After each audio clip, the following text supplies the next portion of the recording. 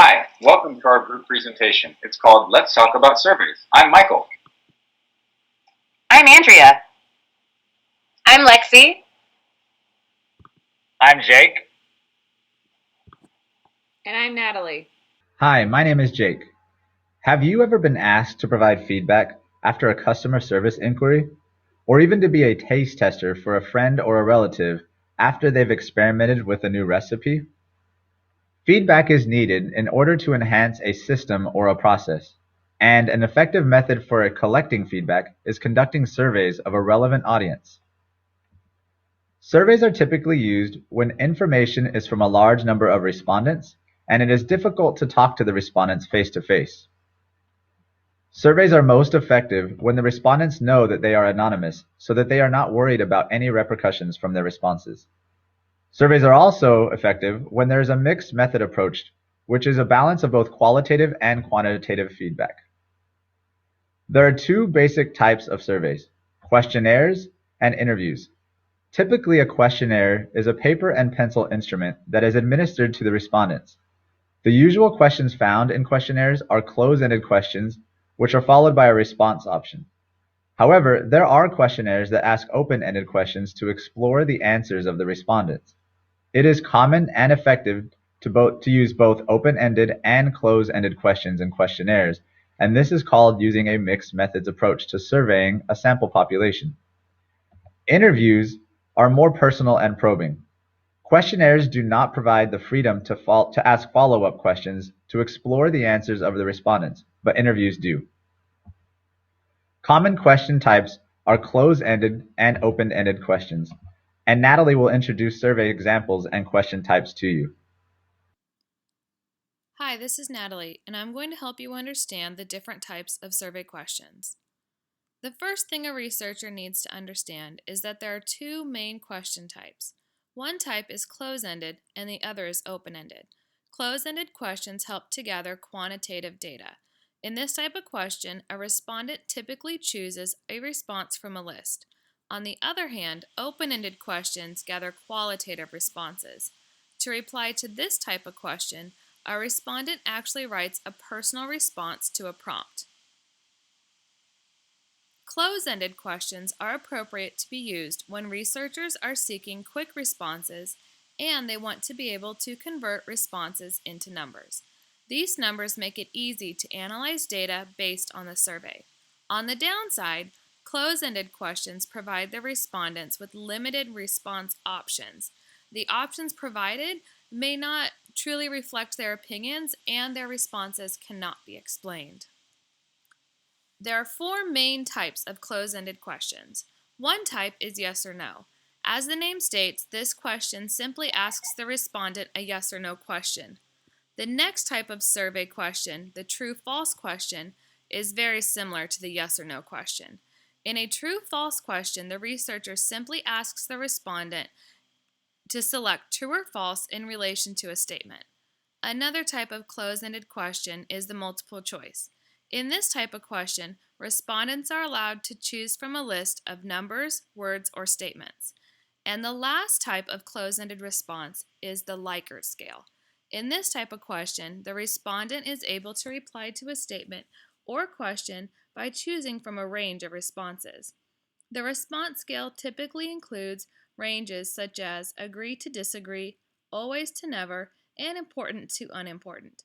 After conducting a close-ended question survey, researchers will have a large amount of data that can be easily computed and analyzed, but they may be curious about the rationale behind the questions. In this type of situation, an open-ended question is helpful. Open-ended questions simply provide a prompt and leave blank space for a written reply. Open-ended questions are beneficial because they provide researchers with rich responses full of insights about the beliefs and attitudes of the respondents. Another benefit of this type of question is that the responses may actually include insights the researchers may not even have originally considered. However, these detailed responses are actually what creates the downside to open-ended questions, because it takes respondents longer to provide written responses. As a result, fewer questions are typically asked. Additionally, the responses cannot be simply converted into numbers, which makes it more challenging to analyze. As a researcher, it is important to consider purpose when writing survey questions. Remember, closed-ended questions generate quantitative responses, and open-ended questions provide qualitative responses. Next, Michael will explain strengths and drawbacks to surveys.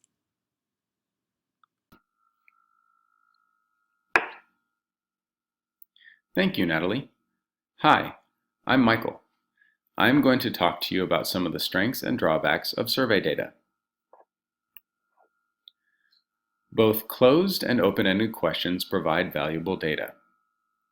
The types of data recorded are hard, or quantitative data, and soft, or qualitative data. Quantitative data is generally used to answer these questions: who, what, when, and most importantly, compared with what. These questions are designed to efficiently gather large quantities of data.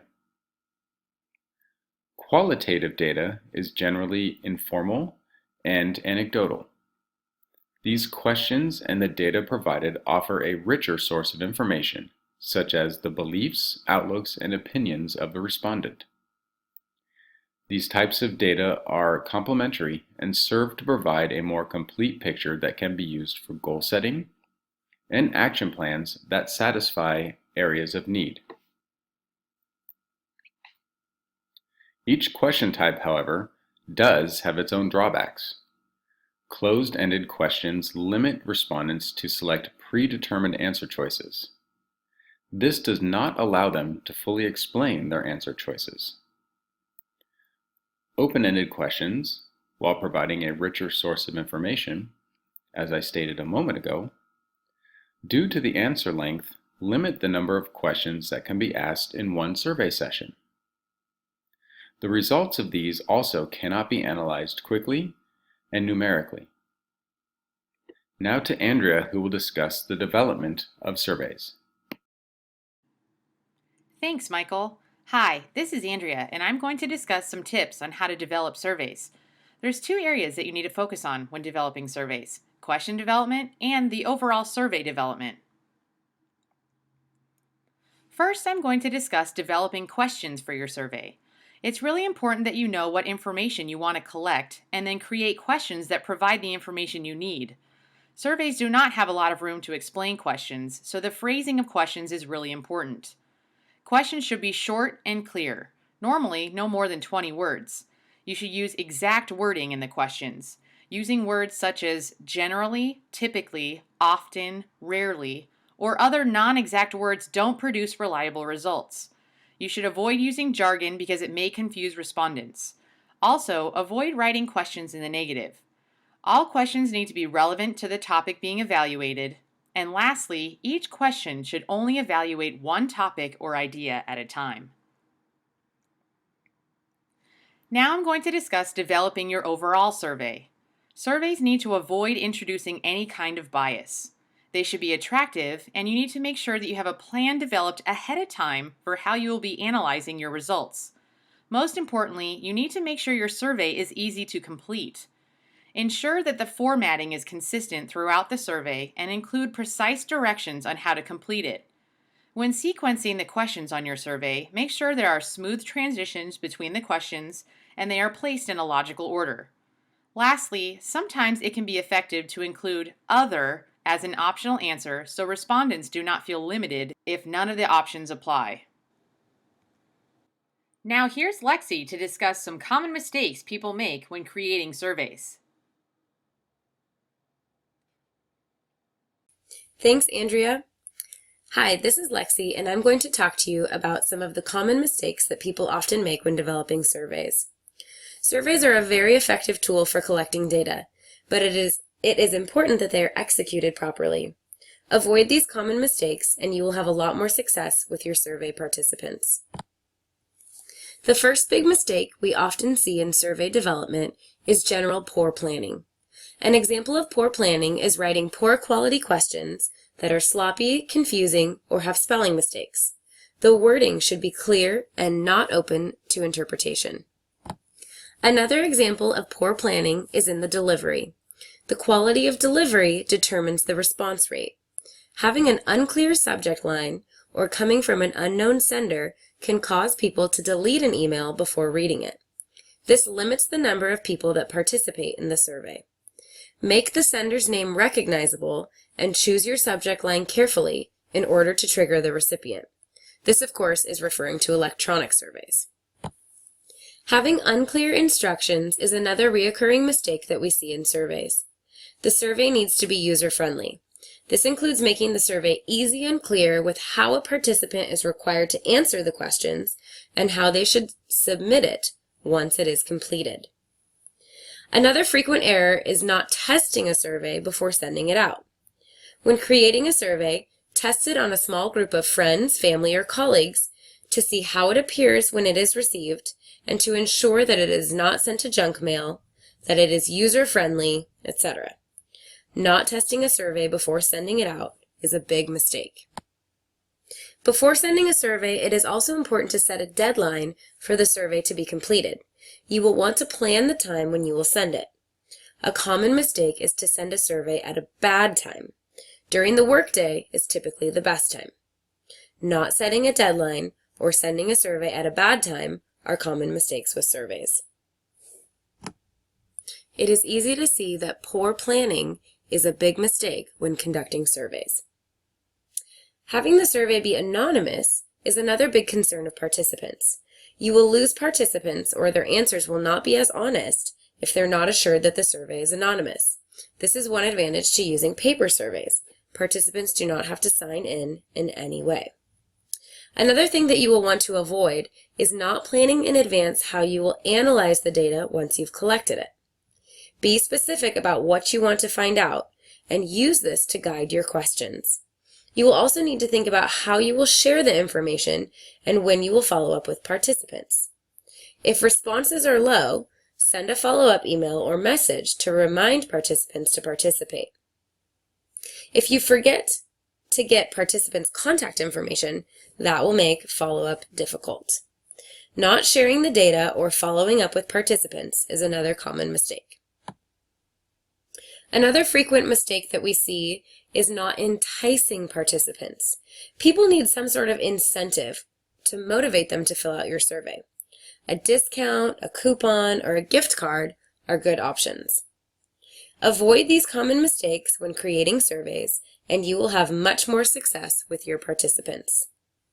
Next, we have Jake to wrap up our presentation on surveys. Surveys should serve the purpose of collecting and analyzing data with the focus of enhancing a particular program or system. Surveys can be in the form of questionnaires or interviews. Questionnaires contain closed-ended and/or open-ended questions, and questions should be carefully crafted in order to produce effective and desirable data. Unfortunately, that's all the time we have for today. Hope you enjoyed our presentation. Thanks for watching! I hope you do well on the Ed puzzle. Bye, guys.